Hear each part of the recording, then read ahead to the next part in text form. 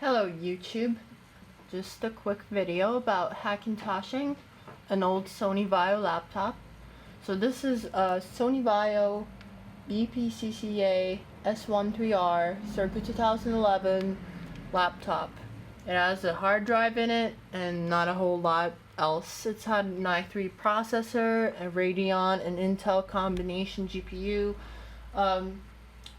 and I'm going to be showcasing my install of Hackintosh on it. Now, first of all, it says operating system not found, but actually macOS High Sierra is indeed installed on its hard drive. The problem is that Sony's BIOS is very locked down, and as such, I have no way to change anything in it to allow the bootloader to be loaded from the drive itself. So instead, I've just got this handy dandy USB stick. So just plug that into the side and we power down and restart this computer.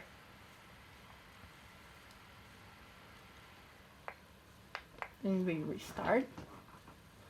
And now we should boot into macOS High Sierra. Or well, first we'll boot into the Clover bootloader. I think why the bootloader won't load from drive itself has something to do with UEFI and secure boot and all that. I don't think this laptop was invented during the time when that was the default, but yeah. Sorry, just trying to get the camera to focus a little better here. Fortunately, it's not quite working out perfectly. I do apologize for that. Yeah, I think that's the best I can make it for now. In any case, as if you can see, I've got Windows and I've got macOS, so I'm actually dual booting on here.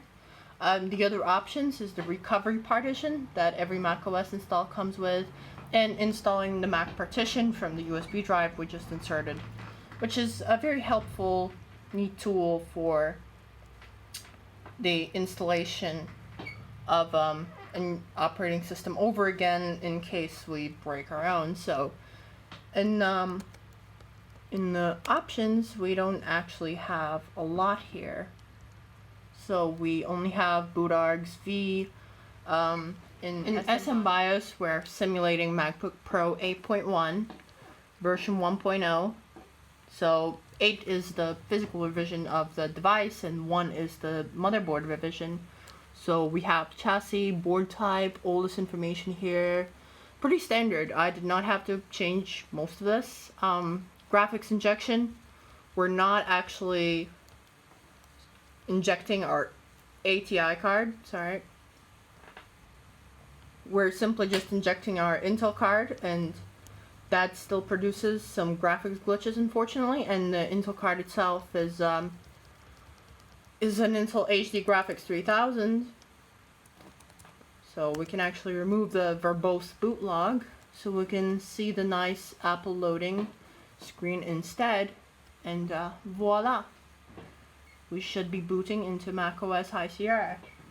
Now for this, I'm going to be using a wireless mouse and a wireless mouse receiver. This is not a Wi-Fi receiver, however, this is just so I can use the mouse, which is easier for me than using the touchpad while filming this at the same time. So while we wait, the speed is not great because it's a hard drive inside this computer, so boot times are fairly slow, but when you consider that this is a low-tier laptop from 2011, then this is actually not that bad. It's doing its best, I suppose.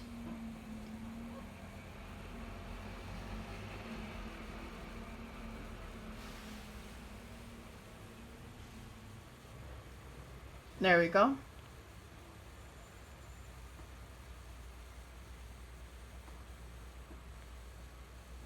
So as you now can see, we're at the macOS login screen.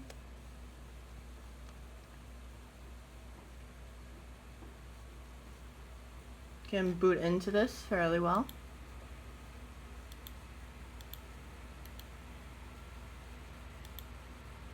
Just quit some of these auto starting applications, and yeah, there we go. And Hi. So this is a continuation. I have now switched to a screen recording, which is undoubtedly much better than recording your screen with a camera, especially a smartphone one at that. And I just wanted to show you exactly what is running on this computer, exactly what kind of hardware I have, and just what things work and what doesn't. Now, starting off with things that don't work is about this Mac menu. Now, the issue with this particular piece of software is the fact that it seems to have trouble finding the graphics card, and I'll speak more about the graphics performance later, but as you can see, in general, it is not bad, considering that I did not do a whole lot of work on this machine. I just pretty much installed and it was mostly ready out of the box. Now, so one thing that works and that I'm very happy with is Siri. Hey Siri, what's the weather? Here's the forecast for today. There we go. Took a bit. Perhaps it was the internet. Yeah. Pretty nice. Nice weather. Nothing surprising here. Go away. Go. How do I Yeah. Siri. You never manage to disappoint me more than you already have.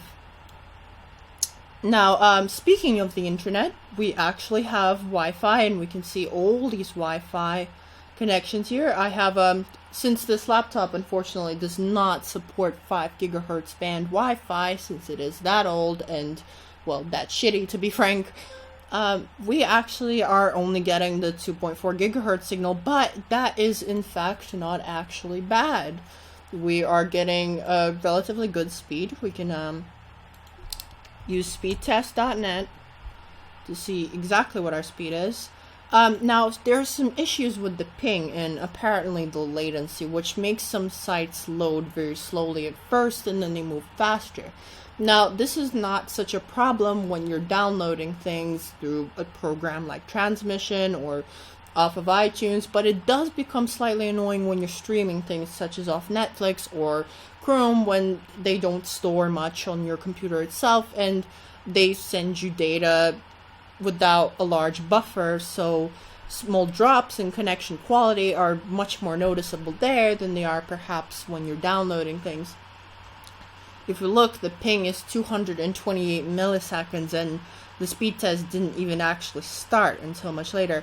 Now, just to clarify, the speed I'm actually paying for is 50 megabits per second, and I am getting that on every single other device and every single machine. This is just the result of Mac drivers, I suppose, conflicting with the inbuilt wireless card. And you're wondering, well, why don't I just get a better wireless card? Well, as long as this machine works, I don't really need it to perform very fast. This is mostly just for a little bit of using the Mac software when I need to, which isn't that often. And as a result of that, I actually don't really care for its low internet speed and low performance. What matters to me, however, is that I do not need to purchase a separate wireless card. The one built into this already worked, and I'm going to get to the Kexts list a little later. Now, first of all, I think it is important to use NeoFetch and just show you what exactly we have on here. So, as I've already mentioned, SMBIOS, MacBook Pro 8.1, kernel 17.7.0, packages only 32. The resolution is 1366 by 768, sorry, and the CPU we've got in here is an i3-2330M, which is a dual-core 4-thread processor at 220 gigahertz. We have 8 gigabits of RAM. Not sure why it's a little over 8, but that's what we've got. We've upgraded it over the years. And here we have an Intel HD Graphics 3000. We actually also have the AMD GPU, but as I mentioned earlier, we're not injecting that to macOS to make sure that we don't experience any extra glitches over that. Hi. So I just wanted to quickly touch on another issue, and that's temperatures and fan control. I don't have any kind of manual fan control set up. However, I do have hardware monitor set up to monitor the temperatures of CPU cores, the drive itself, and the hard drive, I mean, in particular. And this computer does have a CD drive, and speaking of what doesn't work, the hardware eject button on the drive itself doesn't work. However, the macOS eject button right here actually works perfectly. And I'm assuming that could be, as a part of just an issue of drivers allowing the macOS to connect to the drive itself. And so as you can see, the temperatures are fairly high, especially considering this is not under heavy load at the moment. All we do have is just browser loaded up, and there's really nothing else except the screen recording that I'm obviously doing. But yeah, these are fairly tolerable. I never had this computer overheat even when I was using Xcode and GarageBand. And as far as battery health goes, it does not display any battery installed. However, that is also just a part of me not bothering to find proper drivers. However, on the occasion we will get the battery to show up indeed. The charging works fine. We can the computer doesn't last very long, of course, because it's very old and it has never gotten a new battery or any kind of battery upgrade. But one, however, important issue is that it does show accurately the percentage of the battery, and it shows even what apps are using significant energy. It accurately shows the power source. So as far as I'm concerned, this is not an issue that I feel the need to fix. Now, the most important part perhaps of this review is the Kexts I'm using. So I'm going to just quickly resize this terminal. So we're going to run this command, and we're going to pipe it through to grep vcom.apple, which will show us all the third-party Kexts that we're using. I'm going to resize this just a little more.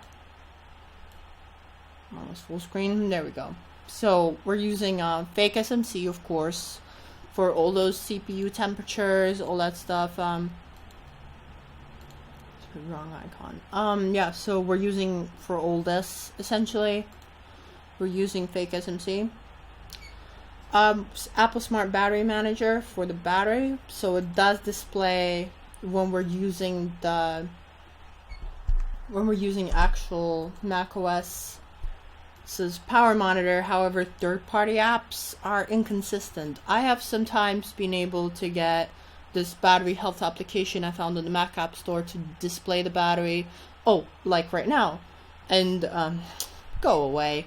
And other times I have not been able to do so I'm not sure how accurate these statistics are. They don't really look very accurate to me.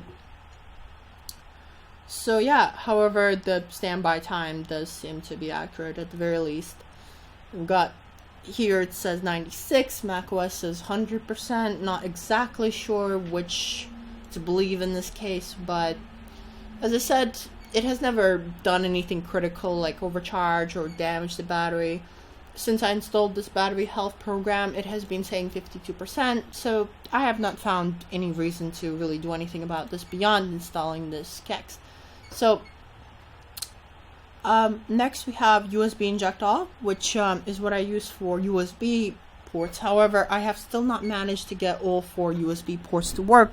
I suspect that this is because the 2 leftmost ports on this computer are USB 2.0, and the 2 right ones are unknown. Whether they're USB 3.0, I'm not sure. I have been trying to find specifications for this particular model of computer, which is being proven to be surprisingly hard because apparently it is a region-specific configuration.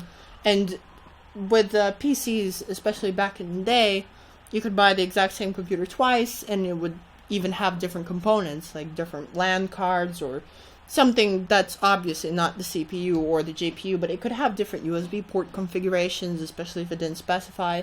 So I'm not entirely sure what this computer has, but the right two USB ports do work. So there's audio over HDMI, but I suspect to get video over HDMI, I would probably have to do more with the video itself, with video drivers, the video card, etc. So next what I've got is PS2 controller. I think that was automatically installed. That's just for, I think, for the mouse and the touchpad. So the touchpad works fine. However, I cannot drag anything. Excuse me. This is in part because this operating system does not support the kind of Windows double tapping that this laptop was made for. So you double tap to drag. This doesn't really work in that way. However, you can zoom, you can swipe around and all that, and actually works fairly well, all things considered. And the left mouse button on the touchpad on this laptop is actually broken, so I can't truly test, and that's why I also don't use the touchpad very much. But as far as mouse functionality goes, at the very least, I have not had any complaints. Besides, with the battery life of this computer, I'd not really be using it for anything other than just at home. Next, we've got was from Kexts Disabler. This is something that came with the install of Clover, and that's just part of the Clover bootloader that installed on here, that it needs to load the operating system. So more PS2 keyboard, PS2 trackpad. Now we've got hardware sensors, so that's again for hardware info, hardware monitor program. Got ACPI sensors, and so far so good. It works just fine, I believe it. The fans are running at full speed. Not sure exactly if they're running at full speed, but they sure seem like they're running at full speed, so, well, I think that's fine. I don't really mind. I don't have this computer on all that much, so to me it's not that big of a bother. The fans are much quieter in Windows, but I must also point out that somehow in Windows the performance is much worse than in macOS. I suppose because macOS is just far more optimized to run on low power hardware, with the new 12-inch MacBook sporting an M3 processor, with the old MacBook Airs being fairly low powered, and even with the new MacBook Pros only sporting 8 gigs of RAM as the default and no ability to upgrade. Got CPU sensors and GPU sensors. We've got Voodoo HDA. Now that's another thing I want to touch on. So audio does work. However, as I said, it works through HDMI, but there's no video through HDMI, so there's kind of no point to using that. It's showing my microphone as an output device, which is what Linux also does, so I don't really care. I don't like to set it to my mic because it doesn't make much sense, but yeah, audio works perfectly fine. What doesn't work is the audio control keys. They work occasionally, so these aren't the right keys that I'm pressing to configure the audio, and the brightness keys do not work at all. None of the keys function as brightness keys, which is which can be annoying. But again, I never take it outside with me. I never rely on its battery life, so I never really need to use its brightness control feature to improve battery life or anything of the sort. And yeah, that's about it. Pretty much just to showcase some things, I suppose I should load up GarageBand and show that it does indeed work. There are some graphical glitches with heavier applications such as GarageBand, but when using something like Xcode or the terminal or even just light web browsing in Google Chrome, they're not very apparent. So what should we try?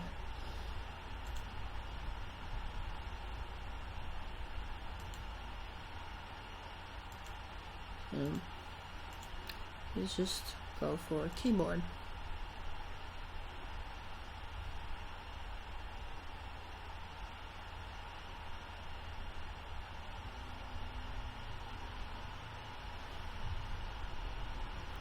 And as you can see, everything just works.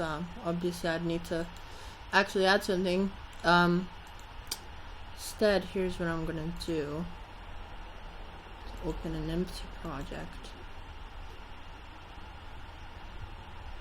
Just going to,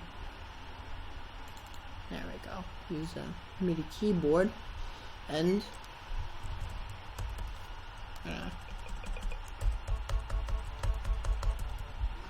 turn up the volume on here.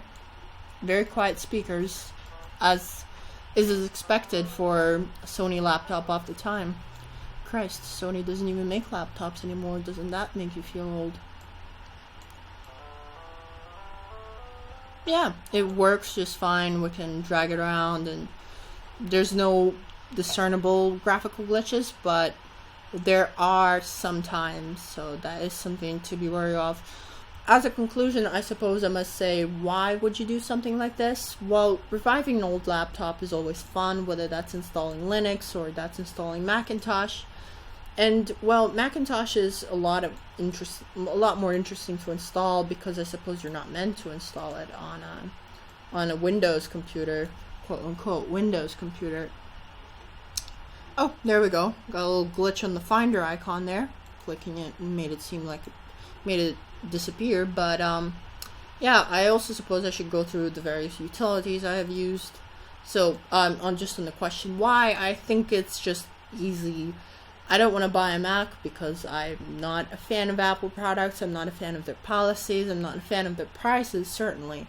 So just having access to a Mac operating system when I already have access to, say, Windows and Chrome OS and Linux is a nice bonus whenever I need to use Mac software, or perhaps help someone out with a Mac computer, or earn extra experience with a Mac computer. So got DPCI Manager, IO Registry Explorer, System Info, Clover Configurator. So yeah, Kexts utility, very important for installing Kexts on your system. Mac ISL, pretty much all the standard ones that you'd expect to come with a Clover installation. Got the Voodoo HDA installer here. I pretty much keep a backup of all of these, so that in case any update decides to break any of them, everything works out fine. And yeah, that's pretty much it. Oh, here's a fun trick. What's the serial number of my Mac? The serial number of your Mac is capital W 89, capital F 9196, capital D, capital H 2, capital G. I have no idea what that number is. Perhaps it's some kind of default value. Perhaps it's the value that Hackintosh gives. The show details button doesn't work. It just makes something flash, which makes me think something is supposed to appear, but it crashes. Perhaps it's trying to load the About This Mac window, which doesn't work. So yeah. Apparently that's what it is. I don't know. Maybe someone can tell me in the comments what that number means. And have messages. And that works. I have never tested it because I don't use Apple's iMessage or any kind of messaging utility. So, frankly, I have not tested it much. So, as you can see, this all works just fine. No issues here. Yeah, and as far as improvements I can make to the system, well, putting the bootloader on the drive would probably be my most important feature. Perhaps finding a modified BIOS or creating one by myself. It would be a very good experience in terms of the skills I would learn, but also it would be just much easier not to have to plug in a USB stick every time I want to turn off or turn on this computer. And while I can eject it just fine despite macOS's complaints, I can plug it back in, and it's just complaining that I didn't eject it properly. Those were supposed to be double quotes. And so we can just exit. So we can just shut it down, and as you can see, it shuts down just fine. No errors, but it does need, as far as I'm concerned, the USB stick to shut it down. The fact that it's kind of tied to that and all in all ways is rather frustrating. However, what is interesting is that I have installed Windows on this by creating a partition through Boot Camp. However, obviously Boot Camp didn't quite work because this isn't an actual Mac computer. So instead it created a partition, but the bootloader still fails to load Windows. So I actually need the USB drive regardless of whether I want to boot Windows or if I want to boot macOS. I suppose that's because the partition or whatever were created in UEFI mode, and I'm not even sure if Windows 7 supports that fully. But yeah, still need the USB stick. I still need the Clover bootloader to load Windows. And as you can see, it's just the very basic starting Windows screen, very familiar. And that's about that. And surprisingly, actually, I think partially to do with the Boot Camp installation method that I used, I don't have full Wi-Fi support on Windows. For some reason, the Wi-Fi actually ends up working worse. But, you know, since I don't use Windows on this computer basically at all, except for some very picky old PC games, I really don't need this to work very well. I just use this partition, as I said, for retro PC games. By retro, I mean early 2000s, mid 2000s. Wasn't that long ago, but still retro. Yeah, and well, thank you for watching. Oh, another thing that I suppose I could improve is Bluetooth connectivity and using all the USB ports, as well as perhaps getting the touchpad double tap to somehow work as a left click on macOS, perhaps getting the brightness keys to work, improving battery life maybe with a new battery, or with some kind of driver that perhaps improves the efficiency of battery usage on macOS. Manual fan control is always neat to have in case macOS for some reason would decide not to spin up my fans. I don't want to fry this laptop. As you can see, it's very rare, worth absolutely nothing right now. And yeah, just mapping the correct media keys would also be a very nice addition. So yeah, and well, finally, I think I've got everything this time. Thank you very much for watching.